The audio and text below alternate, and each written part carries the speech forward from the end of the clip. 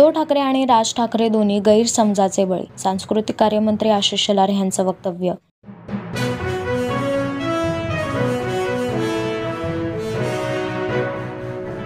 एक जुलैला 12 जिल्ह्यातील राज्यव्यापी चक्काजाम आंदोलन करण्यात येणार असल्याचा मोठा निर्णय घेण्यात आला आहे.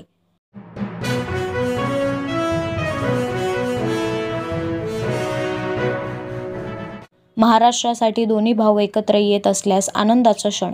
महाराष्ट्र द्रोहाला धडकी भरल्याशिवाय राहणार नाही, रोहित पवारांचं वक्तव्य.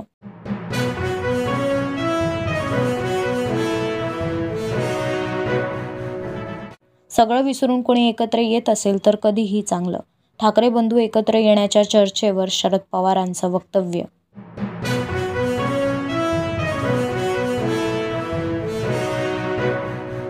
मुख्यमंत्री देवेंद्र फडणवीसांच्या अध्यक्षतेखाली पर्यावरणपूरक सण साजरे करण्याच्या अनुषंगाने झालेल्या सह्याद्री अतिथीगृह बैठकीत मोठ्या गणेश मूर्त्या खोल समुद्रात विसर्जन करण्याबाबत एक सकारात्मक चर्चा पार पडली.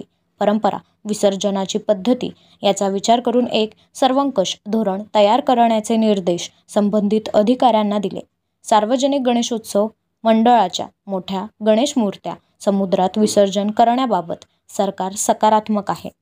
मी स्वतः राजीव गांधी विज्ञान व तंत्रज्ञान आयोग याला पत्र दिलं होतं आणि मी विनंती केली होती की या मोठ्या पीओपीच्या मूर्त्या याच्या विसर्जना संबंधामध्ये वैज्ञानिक अभ्यासपूर्ण भूमिका आपण आम्हाला मार्गदर्शन करावी. काकोड साहेबांच्या सहीचं अधिकृत रिपोर्ट पत्र हे सुद्धा राज्य सरकारने आम्ही मिळवलं म्हणजे मिळालं आणि ज्यामध्ये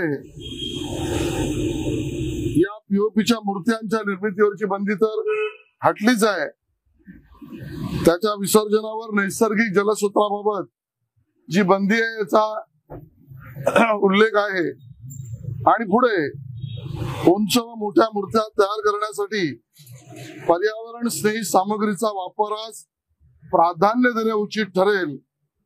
मूर्तीचे विसर्जन विशाल पाणवठ्यात किंवा खोल समुद्रात किंवा नाही व मोठ्या मुक्त वाहत्या नद्यांच्या विसर्गाच्या बाजूला सुरक्षित अंतरावर व प्राणी जलवापरापासून दूर अशा ठिकाणी करणे तत्वतः शक्य आहे. म्हणजे खोल समुद्रात तत्वतः शक्य आहे.